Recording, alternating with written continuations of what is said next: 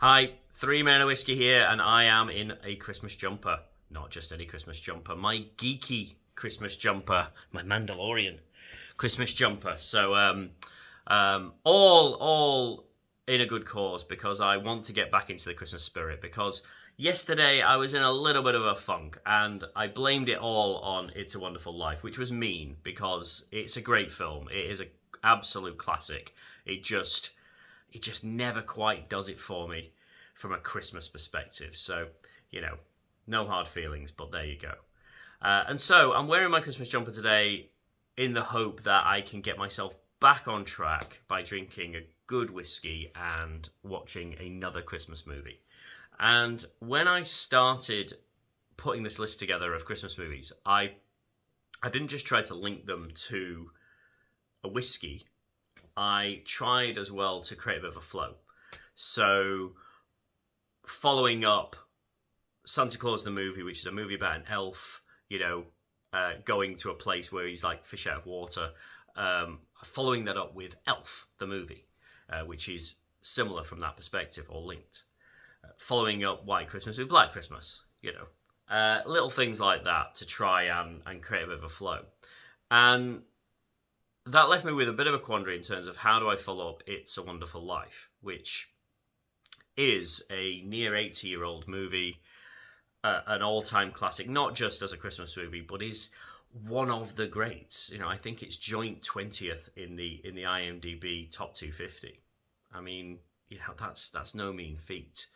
And so what I thought I would do is follow it up with a movie that is on its way to becoming a classic. It's probably not considered a classic yet because it is a relatively new film. So go with a modern film, but one that is not just a Christmas movie, but that is seen as a great film in its own right. A film that you can watch any time of the year because it's just a great film.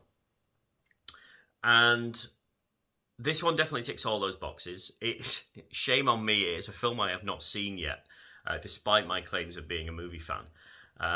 But the film in question is called The Holdovers and stars Paul Giamatti, Divine Joy Randolph, who I believe won the Oscar for Best Supporting Actress. I think she may have also won the Golden Globe and the BAFTA as well. So again, it's a multi-award winning movie. It's got a 97% fresh rating on Rotten Tomatoes, 7.9 on IMDb. So not quite enough to put it into the IMDb top 250, but it's getting close. It's getting close. So it's a movie that is absolutely considered a great film in its own right, even without considering it in the kind of Christmas genre. Looking forward to seeing that. Don't know a lot about it other than the blurb I've read on the on the cover, and we shall see. What whiskey do I pair with it? Well, I'll be honest with you. This is the link with this one is pretty tenuous at best. All I could think of was let's go with a really modern whiskey, from a modern distillery that many people will not know a lot about. I don't know that much about this as well. I have drunk a little bit of this before. But there was a separate link as well, which only came to mind today, which was just pure fluke, really. Which is that given that I'm trying to get back into the Christmas mood, this whiskey is actually quite a Christmassy whiskey. Yeah, I had it for the first time a couple of months ago, and it had all of those notes, all of the things that you expect in a Christmassy whiskey. It was quite smoky. It was full of kind of dark fruit flavors and stuff like that. Quite bonfire nighty and that kind of stuff. And so by complete chance, I have actually picked a whiskey that I think goes quite nicely. And the one in question is called Stauning or Stauning. I'm not quite sure how to pronounce it. It's a Danish whiskey. This one in particular, Smoke, is 4 years old. It was bottled exclusively for the Somerton Club, which I'm a member of, and it's like I said, it's just really Christmassy, or it was when I tried it a couple of months ago. So I'm hoping this will help put me back into the Christmas mood. The other thing that I really, really like about this whiskey is, I've mentioned before about the experimental nature of a lot of distilleries, and this one is definitely done something that I've not seen before, I've not tried before, which is it's been matured in a whole load of different casks.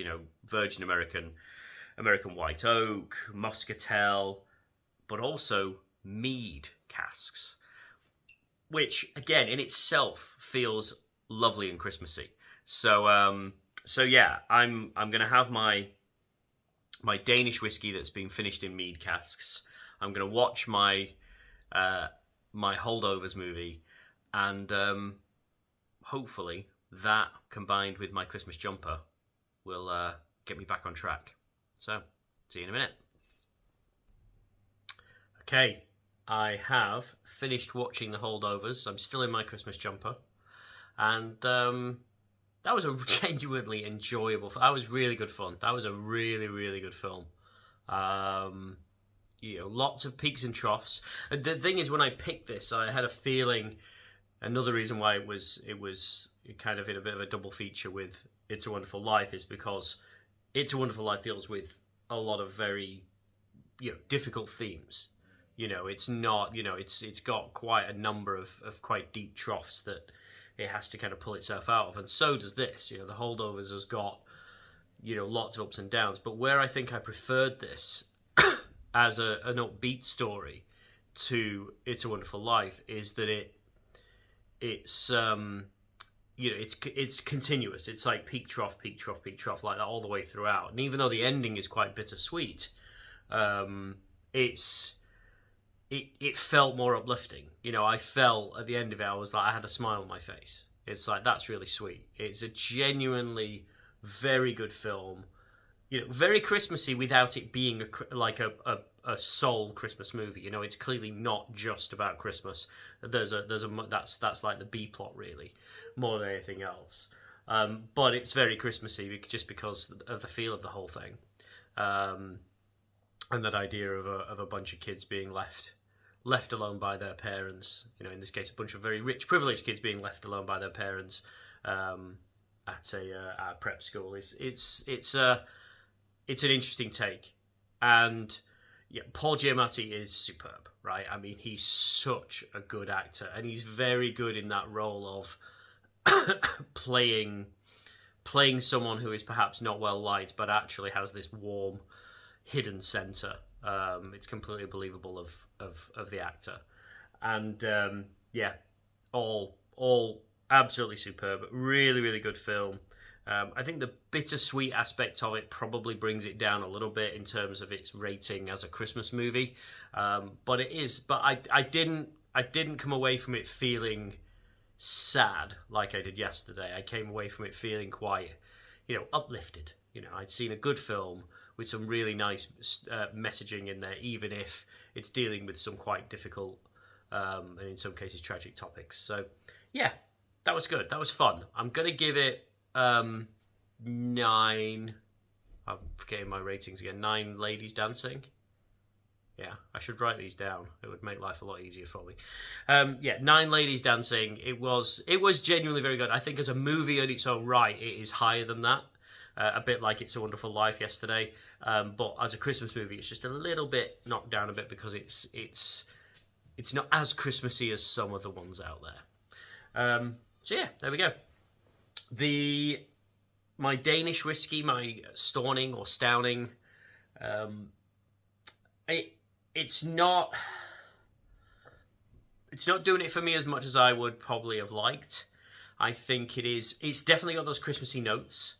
It's got that, those kind of rich, fruity flavors that, like dried fruit flavors coming through. It's definitely smoky, but not in an overbearing way.